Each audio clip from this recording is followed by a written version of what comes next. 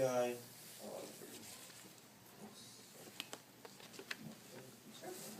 Jump in wherever. Sure, yeah. Don't feel like we have to like go single file down the road. Cool. I think another advantage is sometimes you can tap into resources that the API or the company has already accumulated. I think Facebook is one really good example of this. They have more than 1 billion users, and most people have a lot of friends on it. So that can be really useful if you don't want, network effects are really powerful when building up a product. So if you have a product where you have social interactions and you don't want to have to spin that up from scratch and acquire 1 billion users yourself, which might take some time, you can just tap into that resource that Facebook has and add those features to your product or your site really easily. So on that note, about the Facebook API, that was something that kind of came up over lunch, and just about any day you check out Hacker News, there's bound to be one post of someone complaining about the Facebook API. What is it about that API in particular that people tend to complain about, and how do you think that they might be able to make it better? Anyone can jump in there. So I've used their API for a while, and actually, for full disclosure, when I was at AOL, they used our API as well for AIM. And I think there's two things that happens with Facebook. One, the rug gets pulled out from under developers all the time. Making a good API sometimes has to come down to being willing to support stuff that you don't want to support anymore. Even if it can be painful at times. Facebook seems to always change the rules on developers and, for that matter, businesses all the time. If you talk to brands, how many times has a brand page changed? Once it was called a fan page, and it was called something else, and now it's called something even further from fan page. So I think that part of the frustration with Facebook is the evolution of their platform. And maybe they launched it too soon. And that may be the lesson from Facebook. Maybe they opened up their APIs before they were ready. An interesting point to that is that you can go to the other extreme, right? Notably, this talk is actually not good APIs, it's crucial APIs. And one of the things that makes an API crucial is how ubiquitous it is, how many people are using it, is it an important platform? You take the other extreme, Win32. If you've ever done any Windows 32 programming, you know what a horrible, horrible, horrible API it is. On the other hand, there's a whole ton of people out there that have spent entire careers working in it because they have no choice, because that platform was ubiquitous and needed to be supported. And Microsoft, to their credit, or detriment, depending on your opinion, has spent a lot of time, energy, and money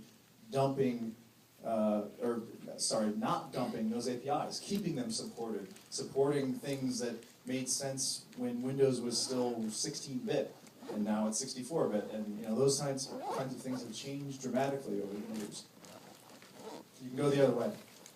I think one thing you're also hearing in both of their comments is that there are a few different things that make a good API. One is the business interest in terms of how much time do you want to devote to acquiring users or whatever. And the other is what he said, it's a good API, or one word I hear developers use a lot for bad APIs is painful to use. It takes a lot of time, it causes a lot of aggravation. You spend your time developing around obstacles that seem trivial and aren't really related to the core work. And so there's some APIs out there that are brilliantly and beautifully designed, and developers absolutely love working with them. You can do searches for some of the best APIs on Twitter and just see tweet after tweet about developers being like, wow, I just got up to speed in 3 hours with my app. This is amazing, and they get really excited. So the design of the API plays a large role. And obviously the companies like Twilio and SendGrid are going to, where their core business is an API, they're going to have really good APIs because they want developers to pick them up and run with them. Whereas other companies where the API is sort of like a more peripheral part of their product and their offerings, or maybe not as crucial to their business flow or interests, it's sort of a little bit neglected. I recently built an app on the Fitbit API. A Fitbit is a little... how many of you have Fitbits? Just curious. Okay, a few other nerds. It's this little pedometer that you wear that measures not only how much you walk, but how high, how many stairs you climb, how you sleep, all that kind of thing.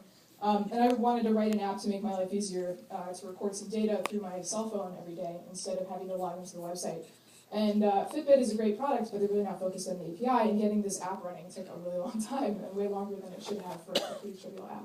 So when you're building an API or using one thing to think about is how easy is it to pick up and use, depending on how much time you have, and so on and so forth. But that's an important factor.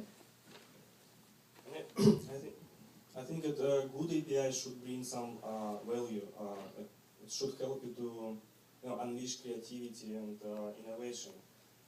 For instance, Twilio, it's one of my favorite API. It helps you dramatically reduce development effort to build really cool and innovative applications.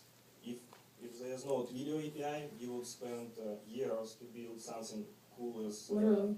yeah, as you can build using Twilio in hours. That's really important. If API gives you interesting data or give you an access to interesting functionality that can help you to be innovative, that's very important. I love that you said creative there, because if you're using tools that get out of your way and let you just focus on your core creative work, that's the sort of tool you want to use in any discipline, whether it's painting or development or whatever. And a good API can do that for you. So it sounds like one of the challenges for Facebook API is that the product is just rapidly evolving and it's very complex. What are some of the challenges for software? So say the product is fairly simple and not that rapidly evolving, so say like Twitter.